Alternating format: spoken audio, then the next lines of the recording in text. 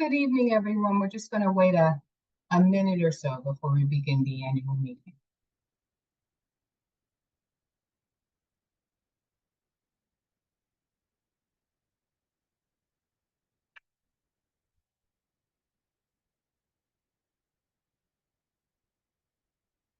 Okay. First off, I'd like to start off by introducing myself. My name is Candia Mosley Gandhi.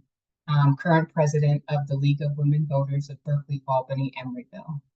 And we want to thank you so much for joining us for this annual meeting.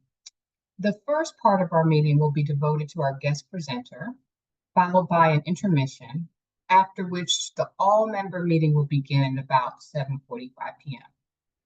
If you have not yet joined the League of Women Voters, do consider becoming a member and learning more about us at lwvbae.org. Now I'd like to briefly introduce our guest presenter, who you can see on the screen, to folks who may not have met her, who may not know her, and haven't had the opportunity to work with her. Jessica Lee is a community organizer and co-founder at Healing Equity United, a consulting firm specialized in supporting nonprofits such as our league, which she served as a DEI consultant. Her professional background includes working with immigrant communities and on gender-based violence issues. She was previously the ED of San Francisco Safe House, and also at the Asian Pacific Islander Domestic Violence Resource Project in DC. Jess has worked for the United Nations Mission in Sudan and the International Rescue Committee, and in both houses of Congress. And with that, I'd like to turn it over to Jess for her presentation on Bystander Power, Taking Action in 2025.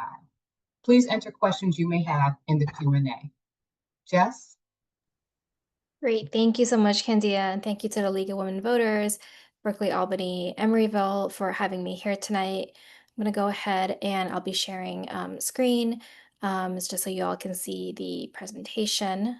Okay, so hopefully you all can see that. I want to take a moment before starting to acknowledge the difficult times that we're in this moment. I know a lot of things have happened in the past week and are still continuing to happen today. I also want to take a moment as a principal and co-founder at Healing Equity United to formally welcome the diversity of individuals that we have here in this space today. And so I want to take a moment to welcome into the space people of all genders, and that might include people who are women, men, trans, genderqueer, and others, people of African descent, Black, African American, Asian descent, Arab descent, Pacific Islander, people who identify as European descent, those who might be Hispanic, Latinx, people indigenous to the land, and people of mixed and multiple descents. I also want to welcome into this space languages that might be spoken here beyond English. So that might include Spanish, indigenous languages, sign language, etc. People of different class backgrounds, whether that be working class, middle class, owning class, or for some of us, who may not even know where we fall on a class spectrum. I want to welcome into this space people who are currently struggling with getting access to the resources necessary for survival, like healthcare, adequate housing, reliable transportation, childcare, and people who currently have more access to those resources. I want to welcome into this space also people with disabilities, visible or invisible, people who are gay, lesbian, bisexual, heterosexual, pansexual, queer, or for others for whom none of these labels fit. I want to welcome into the space your bodies and the different ways that you might be experiencing yours. That might include chronic pain, strength, tension, etc. Welcome into this space people who might identify as community organizers or as activists, as well as those of us who may not. I want to welcome into this space people who are single, married, partner, dating, in monogamous, polyamorous relations. Those of us who might be in our teens, our 20s, 30s, 40s, 50s, 60s, 70s, 80s, 90s, and for those of you who are in your hundreds, even though I can't see you, I'm sure you look really good for your age. I also want to welcome the different emotions that we might be bringing with us into this space today, whether that is grief, rage, frustration, indignation, or even other emotions like joy, bliss, contentment, or disappointment. And lastly, I want to welcome to the space those who might support us in being here today, whether those people are our partners, our families, genetic, furry, and otherwise. And so, thank you so much for welcoming me into this space. Really excited to be talking with you all about such an important topic today. So, I wanted to tell you a little bit more about who I am as an individual beyond what Kendia shared, which is really what is in my resume, on my LinkedIn profile, on my website. And the way that I normally introduce myself is tell you a little bit more about how I show up in spaces like these. And so, again, my name is Jess. I use she, her pronouns. I identify as someone who is a first generation immigrant in the United States. I was born in the British colony of Hong Kong. My parents and I immigrated to New York City when I was about 4 years old. We came on a green card, and I was the only one in my family who had British citizenship at the time. My parents were blue collar workers, so they cleaned the commercial kitchens of restaurants in New York City. And they didn't have anything beyond a third grade education. I took ESL in elementary school in New York City. And once I became educated enough in understanding the English language, I became the de facto interpreter and translator for my parents. And that's still something that I do to this day. Currently, I live down the street from many of you in Oakland, California, where I live with my partner, who is a second generation cisgender man. And he grew up in Piedmont. And so we have a lot of conversations about socioeconomic class. We also have been having a lot of conversations about naturalized citizenship versus birthright citizenship, but also about the privilege that Asian Americans who grew up in California have over Asian Americans and who may have had different experiences in other parts of the country. He's also a community organizer in the state of California, primarily working with nonprofit organizations, teaching them how to door knock, phone bank, and get their policies and issues out there. We have two dogs. Hanson, who is a Shih Tzu that's pictured under in the airplane seat at the top, is my service dog because I live with an invisible disability. And then Kobe, who is the dog at the bottom of the slide, it was my pandemic puppy, and I'm really hoping that he won't be barking through this presentation, so that I can be present with all of you while my partner is door knocking currently in Milpitas. So that's a little bit about me.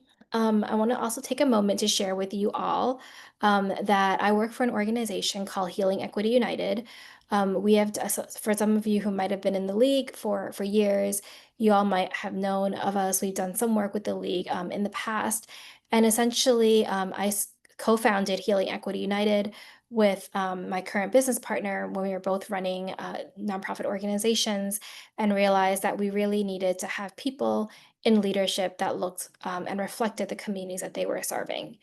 So, in addition to talking about what we can do during times like these, a lot of our work is centered in what we now call diversity, equity, inclusion, and belonging.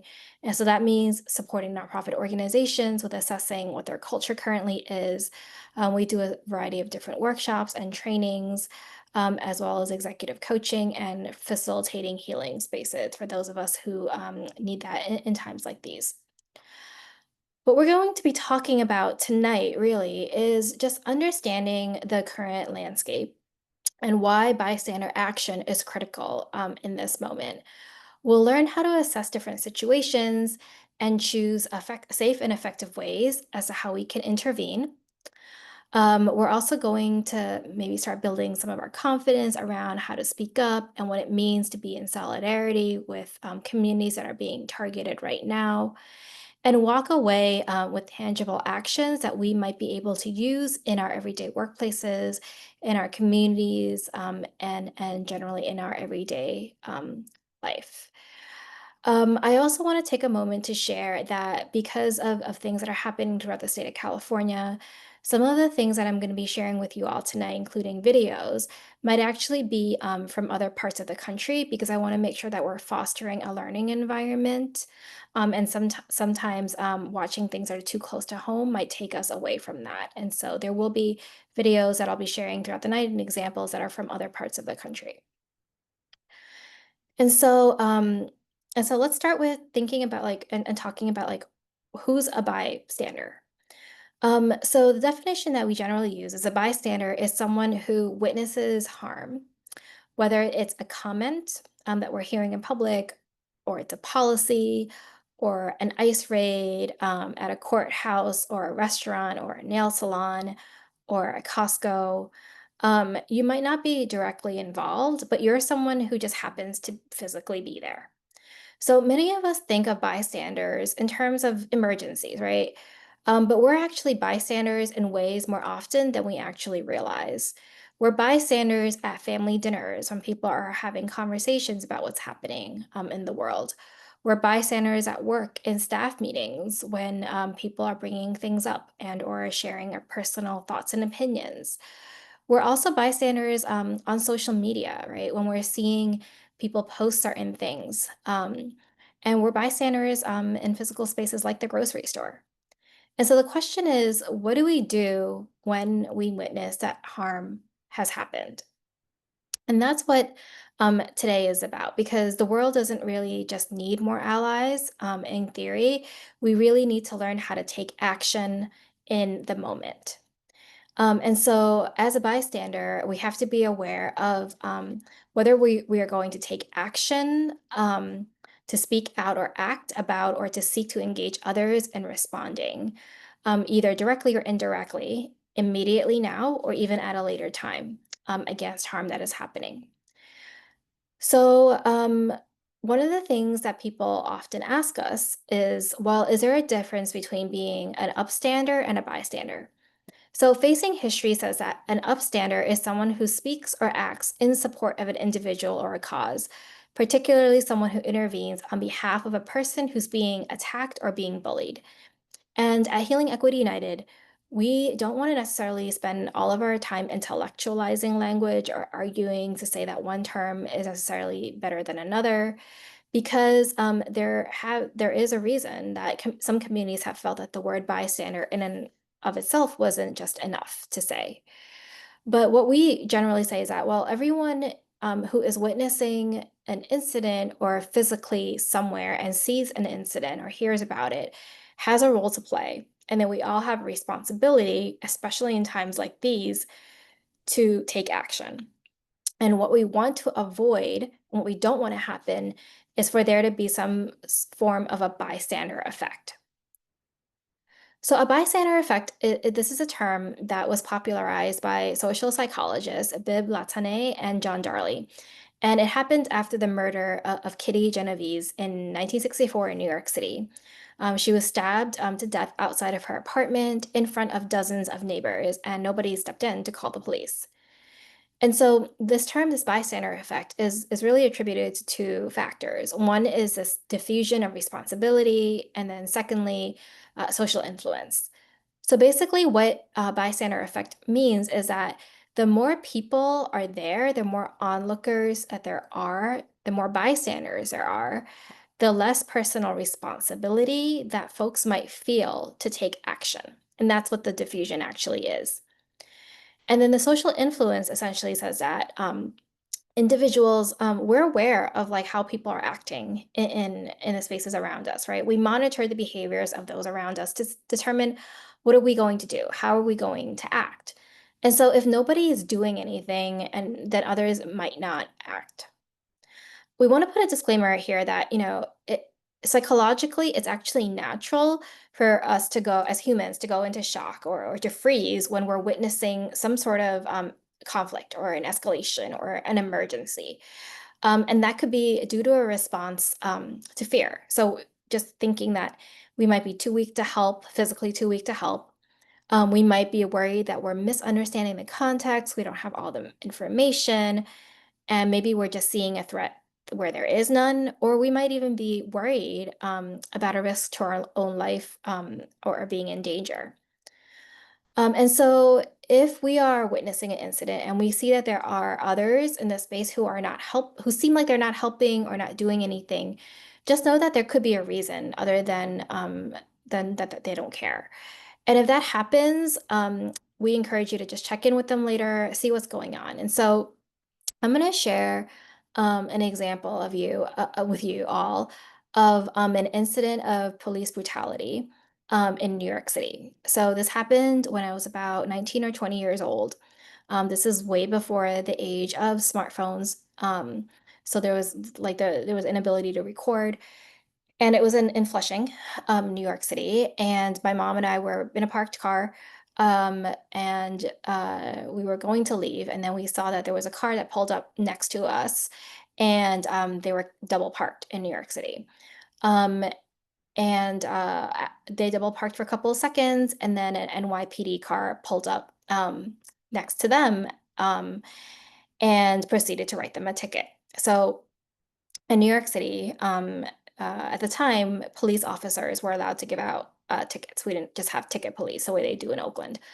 Um, so, so the driver of the car resisted getting a ticket. He didn't want a ticket. It sounded like he was willing to move. There was definitely a power struggle. The cop was like, "I'm giving you a ticket anyway." Um, and what proceeded to happen was that the cop opened the car door, dragged the driver out of the car door, put him in a chokehold, and in the back seat of the car were the guy's parents.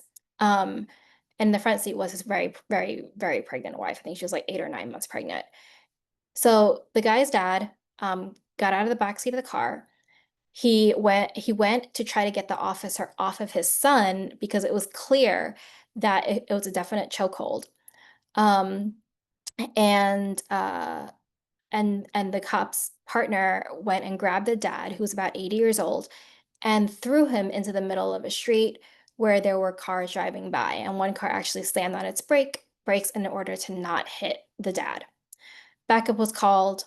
Um, the guy and his dad were arrested.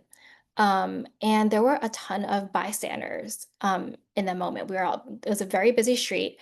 People were walking around, and a lot of people were just standing there, not knowing what to do. Some people were like, just let the cop write the ticket, don't say anything. Others were just not sure, unsure of what to do. And many of them didn't speak English, and so didn't know what was really happening. So a lot of times we might think of that as, well, people aren't really doing anything. And so maybe they just don't care.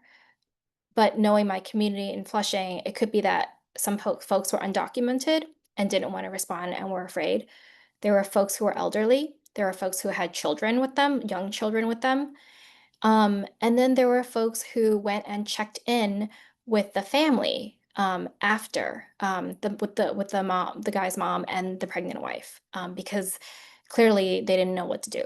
What we later found out was that they were undocumented immigrants in New York City, and there was a fear around whether people were going to actually testify and say that this is a police brutality case. So I think those things are kind of important to note, because I wanted to share that story with you all, because there are things that we can do in the moment, right? And the question for us is really to think about, like, what is our role and why be a bystander, right? Being a bystander means that we have a role and responsibility to play, whether we like it or not, right? We are witnesses to something, and it's a matter of, like, what actions are we going to take in the moment. And so what are some things that we can do as bystanders? So there's this principle that we share at Healing Equity United called CARE. So the CARE principle is basically these 4 steps of, first, catching it, so actually being aware, acting, disrupting, reaching out, engaging others, expressing concern, and really the idea is to care enough to act and to not stay silent. And so I'm going to move us through the principle of that. And so the first step is really catching it, right? So being aware and assessing our privilege in the moment. So what that means is being aware of who else is in the environment, who's actually present. What are the power dynamics that might be at play? right? So thinking about, in the situation that I shared, the story that I shared, there was definitely power dynamics between police and non-police. There were power dynamics that I was not aware of in the moment, but later found out it was like citizens versus non-US citizens, power dynamics of English speakers versus non-English speakers, right? And then thinking about what are the safety considerations that we should keep in mind, particularly if we are people who have historically marginalized identities, right? So for those of us who are not white presenting, who look like your quote unquote stereotypical immigrant, right? So Latinos, Asian Americans, brown people, there might be safety considerations that we should keep in mind. Thinking about what does the target, when we say target, we mean the person who is the victim, the person who's being targeted. What do they actually want us to do, right? And then what is happening with us emotionally? Sometimes, and we'll share some videos with you all, it's clear what the target wants, and other times it's unclear. And there are ways to determine, as long as we're paying attention, if they're sharing with us what they want in the moment versus do we check in with them later to find out. And so the second step of the CARE principle is to act, to disrupt. It doesn't necessarily have to be a direct confrontation with the perpetrator. It could be a distraction by changing the subject. And really the goal is to try to stop the behavior from happening. So some things that we might say, so for example, if we're overhearing a comment in a restaurant is asking, hey, what did you mean by that? We could also just interrupt and say, hey, can you just give me directions as to where such and such places? Um, we might also like drop something or spill our drink in order to shift the tension away from the perpetrator. And then also the next step after that is really reaching out and engaging others, right? So talking to, oftentimes there are other bystanders that are there, even if it's just one person, asking, hey, did you witness what just happened, right? Asking others for their help, maybe even asking someone to record the situation with their phone. But just keeping in mind that if you are recording, that it's really important to ask the target what they want to do with the recording afterwards, because they may not want their face or their name out there for their own safety considerations. And then lastly, to express concern, right? And that might mean confronting the perpetrator. And if it's safe to do so, focusing on the impact of something, not just the intent of what they were trying to do. Acknowledging the harm, making the invisible visible, and this can be in the moment or sometimes later. And so we always say that it's really important to follow the target's lead, because after all, they're the ones who've been oftentimes hurt and victimized or harmed, and they're the experts of what is happening in their own lives. And so we want to make sure that we don't try to make the situation worse by our own actions. And so what I'm going to do now is I'm actually going to share with you all a video of this was, and some of you might have seen this already, because I know how involved you all are in understanding what is happening in communities across the US. So this is actually an ICE arrest in Worcester, Massachusetts. And as I'm sharing with you all in the video, I want you all to notice what bystanders are doing in the moment. So just take a note for yourself if you just what are bystanders doing in the video. And I'm not going to show the whole video because it is a long one, but I'll show about 1.5 minutes of it.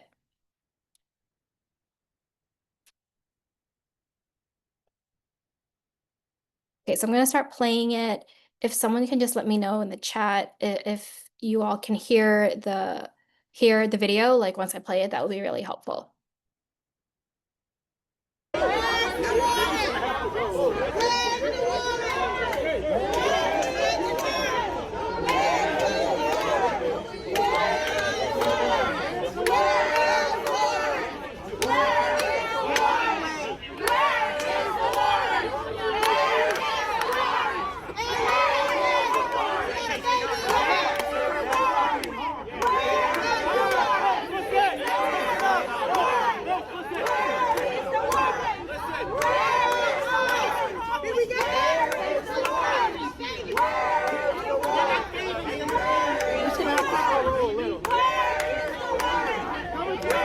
quite literally trying to fucking slow roll so they can move out of the way. What the fuck is wrong with the police these days? This is the Worcester Police Department. This is the unlawful assembly. We need their names and Order you to badges. disperse right now or you're subject to We arrest. need their names and badges. This is the Worcester Police Department. This is the unlawful assembly. You're interfering. You're putting your infant at risk right now. Do you see this? Are you a human? Are you a human? Yeah. Get out of here. And you are too. Being fucking shitbags about everything. You're not supposed to work with us.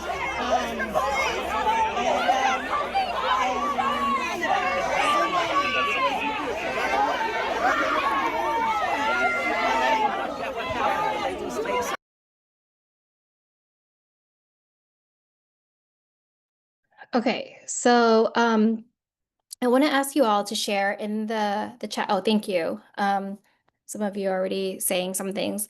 I want you all to share in the chat, what were bystanders doing? What did you see bystanders do in this video? And I know that you all can only chat with hosts and panelists. So I'll just read out what is coming up in the chat. And so I see one is they are chanting and clapping, "Where is the warrant?" What else did you all see bystanders do? Many appeared confused. What else? Chanting, arm waving, milling around. Many were filming, recording the situation, taking photos with phones, chanting something I can't make out. So I think they were chanting, "Where is the warrant?" Asking for badge numbers. They were walking and creating a barrier between the police and people targeted. Much chanting, some talking with others, but not clear what. Taking a chance and sticking with the car.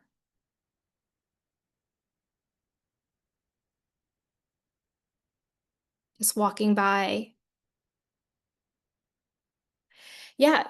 So there were a lot of different things, right? And some of you, oh, and someone said, yeah, so there were a lot of different things that bystanders were doing, right? And as you all saw, there were a lot of different bystanders, right?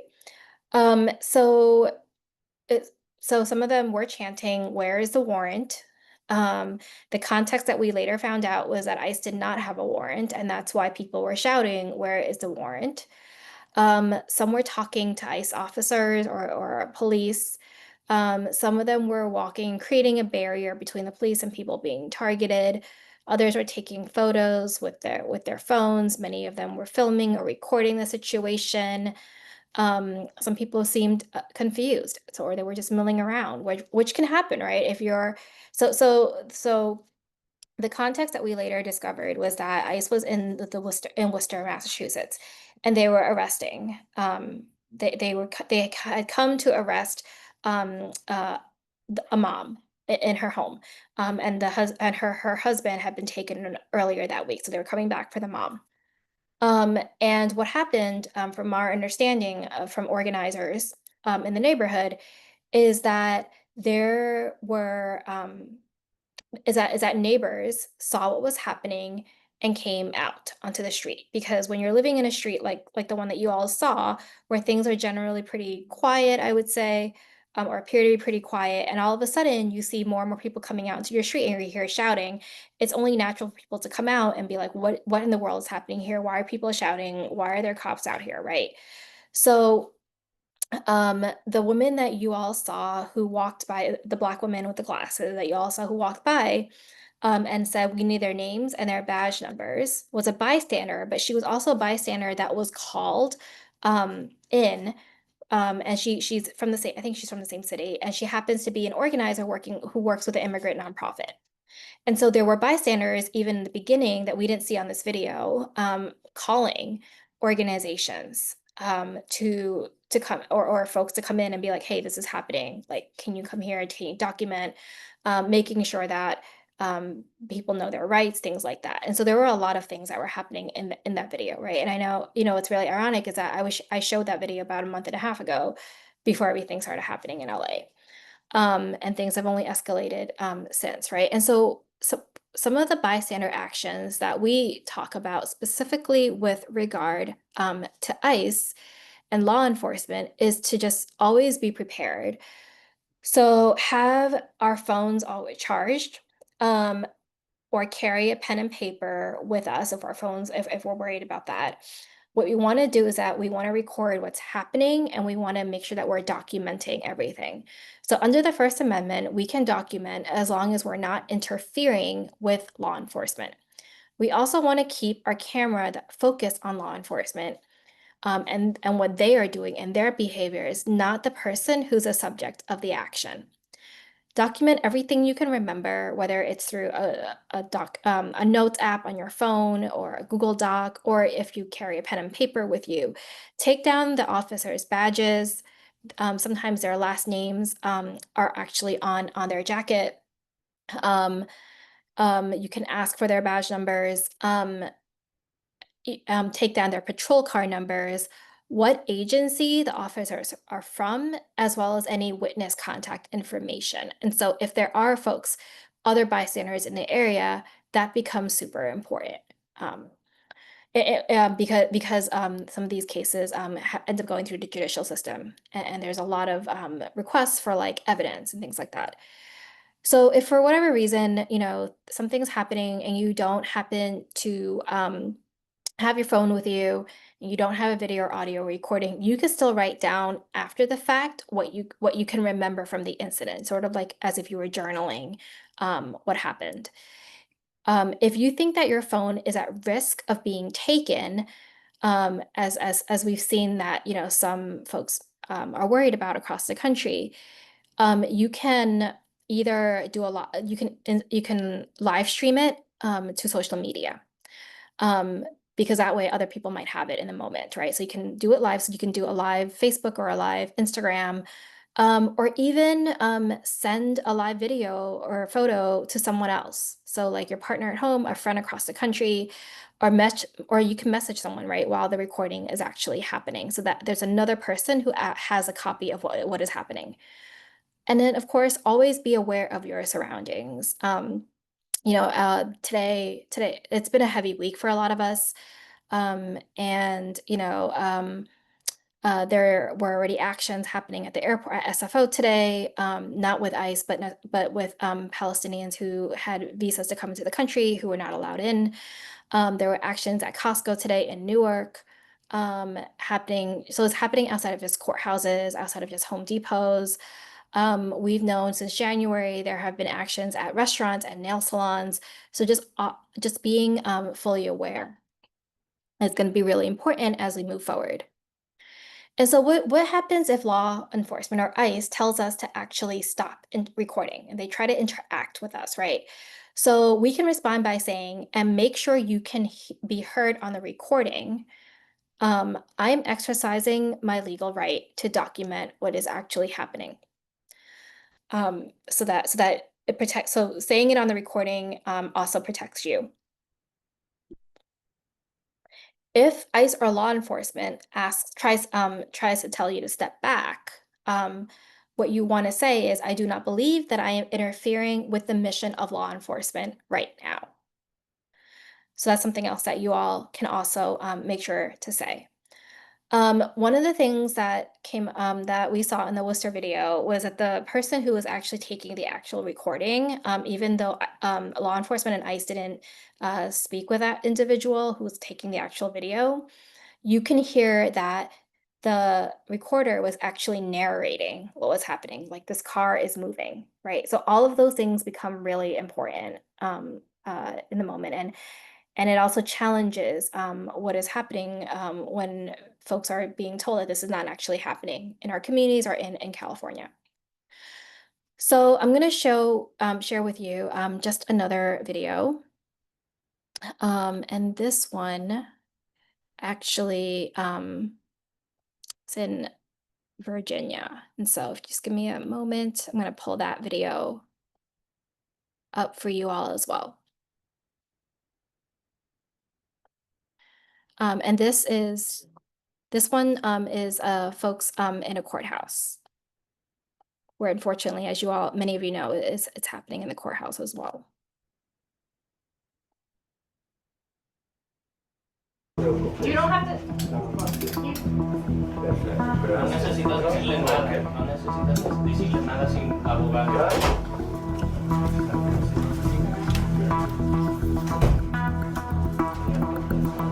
Señor, por favor.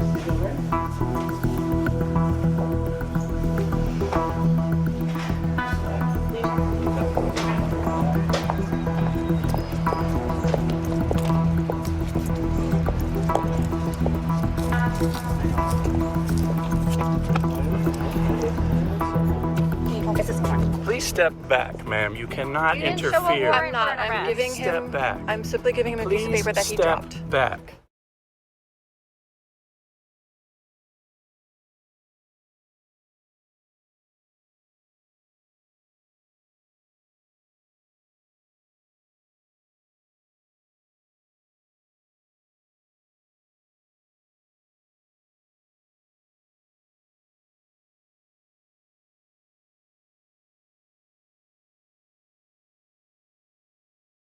Okay. What did you see in that video? What did you see were the actions of the law enforcement / ICE agents, and what did you see were the actions of bystanders in that video? No uniforms. Yes.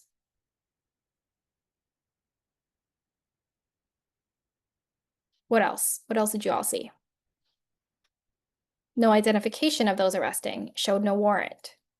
Law enforcement was telling the woman to step back, right? So something that we can ask, because we still, something that we can ask is we can say, hey, why are you taking this individual? Who are you with, right? I mean, we would say that in any setting, right? Like if we were in a Lucky's or a Safeway and we saw someone walking, just coming in from the outside and grabbing a kid, right? We'd be like, hey, who are you, right? Especially if it's a bunch of people. Bystander, we also saw some of you all putting in the chat, it was strange who were the people taking him. There were masked officers, right? There were bystanders gathering around a target unidentified. So one thing to note is that even if someone is masked, you can still take the recording and the video, right? People can still be identified even if they are wearing masks. We saw that with the January 6th insurrection, that people were still identified even if they were masked, right? And so that's just something for you all to keep in mind. So I'm going to show you this one last video, and this was a situation where an individual was stopped. Go ahead. Okay. No, it's not. That is a warrant. No, it's not. It's a Department of Homeland Security order. It's a warrant. Okay. No, it's not a warrant. It's not a warrant under the Constitution of the United States. Warrant of arrest of alien. Yeah, warrant of arrest of alien not signed by a judge. It's not a judicial warrant. I have no obligation to oblige by that warrant.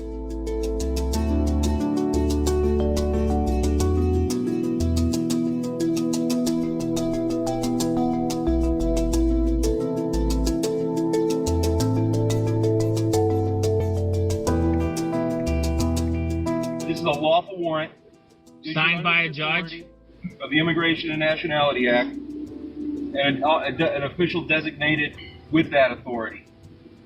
Are you hearing this, Mark? Yeah, I'll tell him I'm on my way. Our attorney's on his way. Okay. What's that gonna? That's not a warrant. That is a warrant. No, it's not. It's a Department of Homeland Security order. It's a warrant. Okay. No, it's not a warrant. It's not a warrant under the Constitution of the United States. It's a warrant under the Immigration and Nationality Act of the United States. Okay, that's fine, but it's not under the Constitution. You have no jurisdiction over me as a citizen. I'm the driver of this vehicle.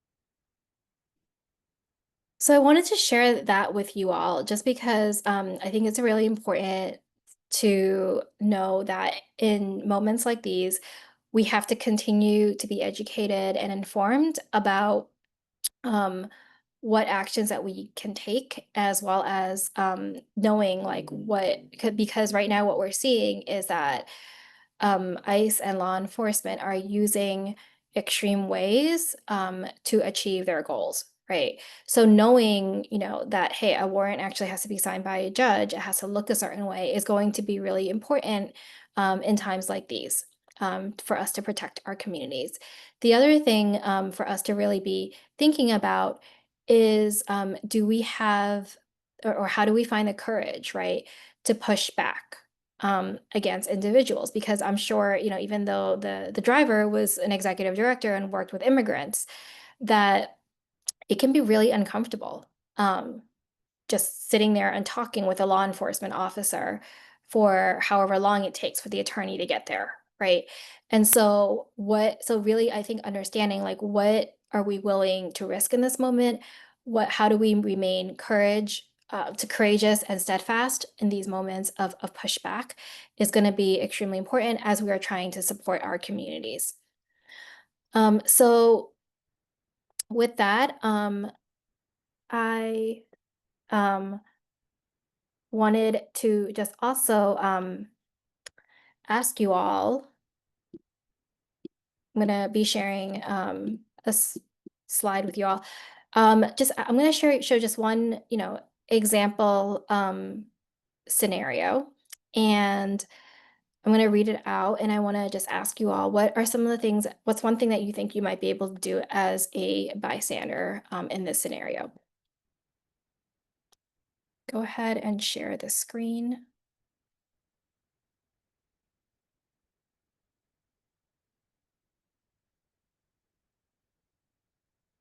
Okay, so the scenario is, let's say you're outside of a local grocery store when you see a group of masked individuals wearing tactical vests approach Spanish-speaking folks who are standing just near the entrance.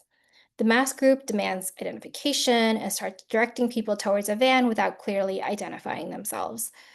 A few bystanders nearby look alarmed, but they're not intervening, and you suspect that this could be an ICE raid or a group of people impersonating ICE.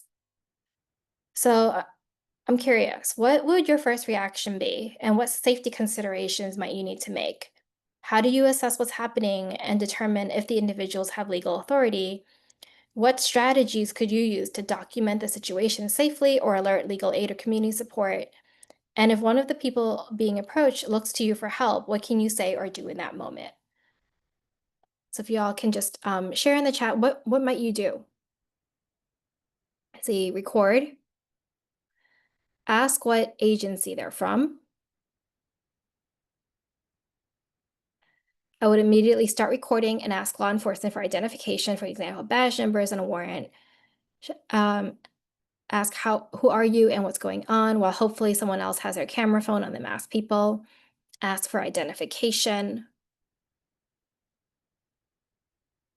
I would clearly request ID.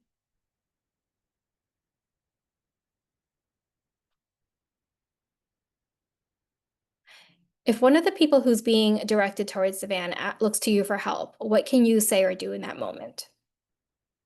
What would you say or do in that moment?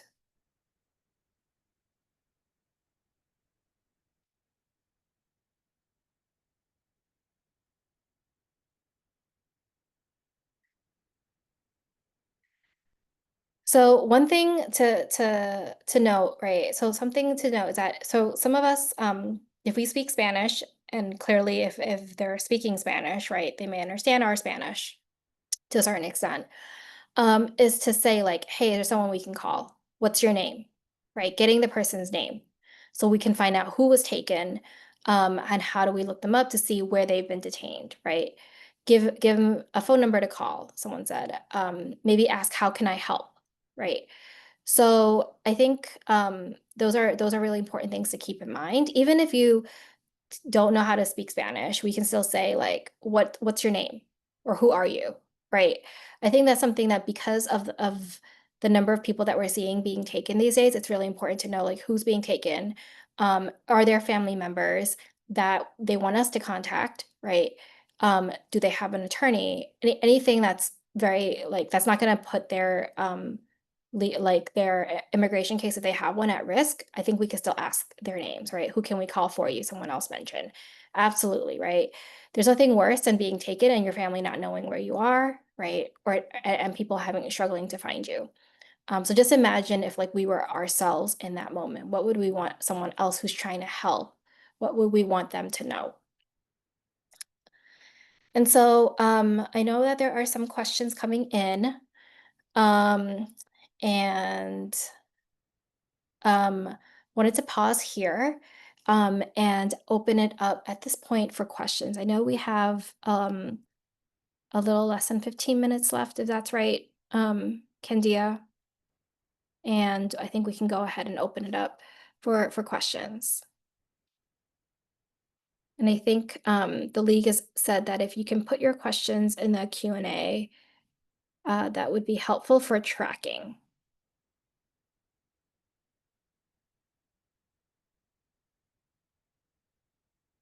There was a question from earlier that asked, can a federal court rule these warrants are not legally effective and cannot be used to take people into custody?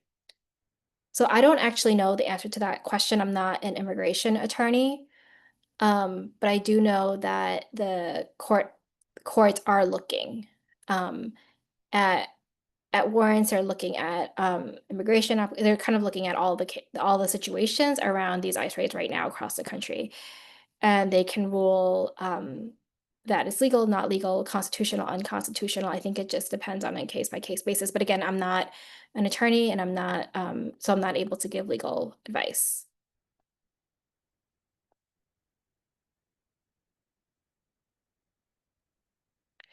So the question is, what organization should we get in touch with if someone is taken and we think it is not appropriate? So I don't know if the league has anyone specifically. There is in Alameda County, you can contact the Alameda County Immigration and Legal Education Partnership. Their phone number, I'm going to put it into the chat for you all. It's a hotline where you can report this information. And that reporting is extremely helpful in this moment as well. And that hotline is essentially there to respond to any urgent ICE activity or detentions in order for folks to be able to provide legal support as quickly as possible, like rapid response services.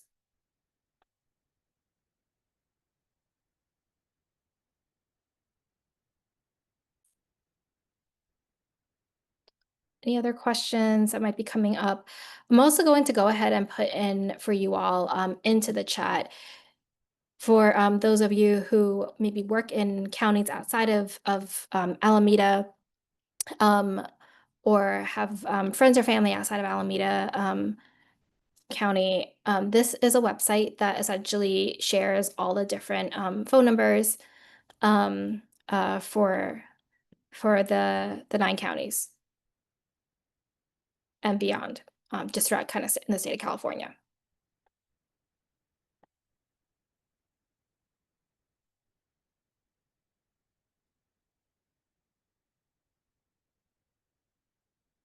Other questions?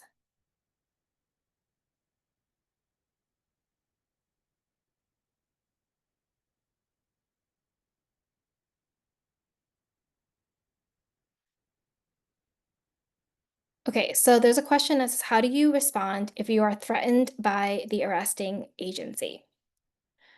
So I think one thing, I think it depends on the threat, right? So I think there's a couple of things. I think one is you always want to assess your own physical safety in the moment, right? So if you're worried, so for example, if you're at a protest, right, and you're worried about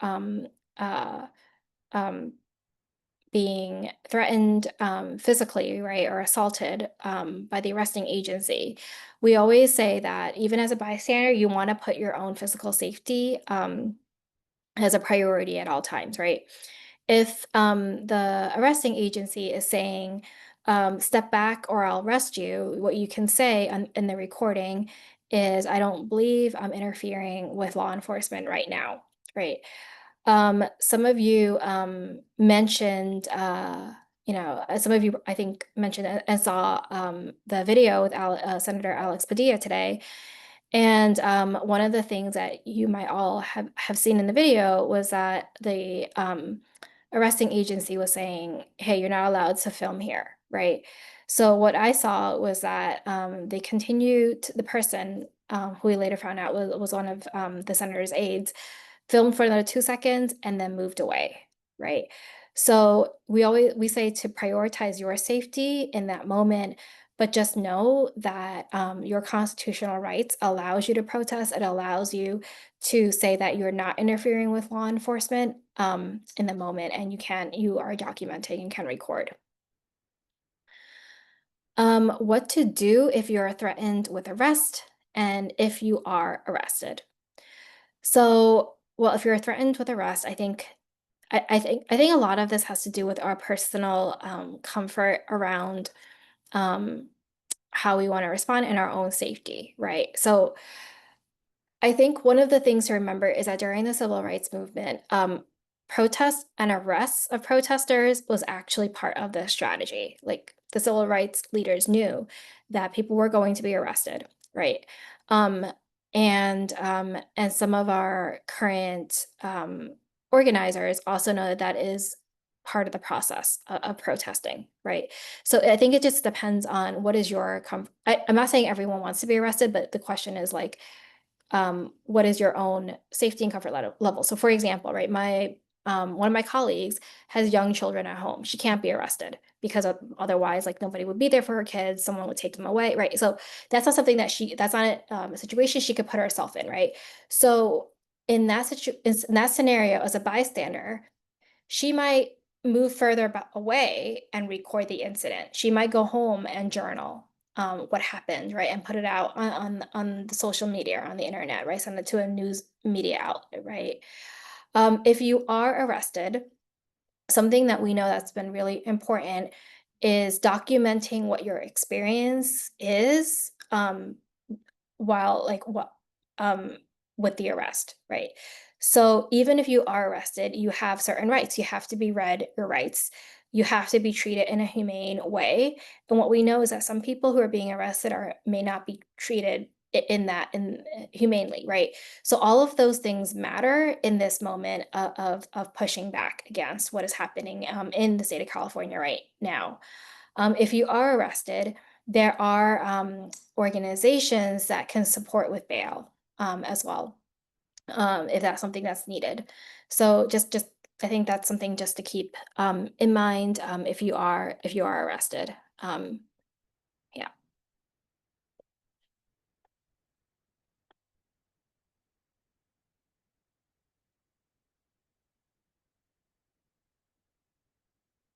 Other questions?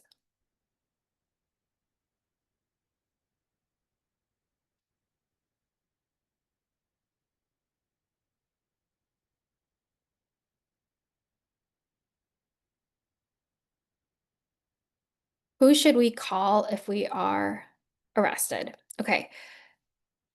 So I would say, I'm going to say I'm not an expert on arrests. So I would say that you probably want to likely contact an attorney for your rights. So you know what to say, how you can be protected in the event of arrest, right? Like, should you be speaking? Should you not be speaking? Should you be working with an attorney, right? That would be my first call to make sure that we ourselves are protected. And also, Kendi also shared that, in her experience, there is legal aid already in place to protect protesters. Is that uncommon now? There is definitely legal aid in place to protect protesters. It is still common. What I will say is that they are just like a lot of legal aid organizations, they're stretched really thin right now. So there isn't one that I would necessarily recommend for Berkeley, Albany, Emeryville, but there are organizations that are supporting that right now as well. What is the best way to deal with counter protesters? That's a great question. I think something to keep in mind, obviously, is like your safety, right? Do you want to, and also to think about like, is actually engaging the other person going to inflame things? Is that what the other side wants, right? Everyone has a right to peacefully protest, including counter protesters. The issue is if they start trying to hurt anyone in your group, and that's when you would want to try to engage law enforcement if you can, or you may want to try to diffuse the situation, right? So I don't know if anyone was at the the visual protest the other night in the Fruitvale. I know I was there. It was on Tuesday night, and and shortly after I arrived, there was an incident in the area that I was standing in where I think from what I just saw like things being thrown. I think it might have been a water bottle. It's unclear who threw it, if it was a counter protester, if it was an unhoused individual with mental health conditions. We don't know, right? But what we do know is that in situations like that, there were a lot of people, a lot of bystanders who I just know there was an altercation. There were a lot of bystanders in the moment who turned. Some people who are already like recording the actual vigil, just turned their cameras to see what was happening. Others actually turned around, and then some of the organizers, as well as a few of the bystanders, ran towards what was happening, not necessarily to engage in combative conflict, but to try to diffuse a situation, to de-escalate it, right? Because we don't actually know what was happening. And I know that it happened very quickly, and whoever that individual and those individuals were like let out of that area. So I think the other thing to think about is if you are going to a protest, so for example, the No Kings protest on Saturday, asking organizers like, what is your safety plan? Right? What are some of the things that you're putting into place to try to ensure that there's security for folks who are participating in this as well? I think that's your right as someone who is going to attend these protests and rallies to ask for yourself as well.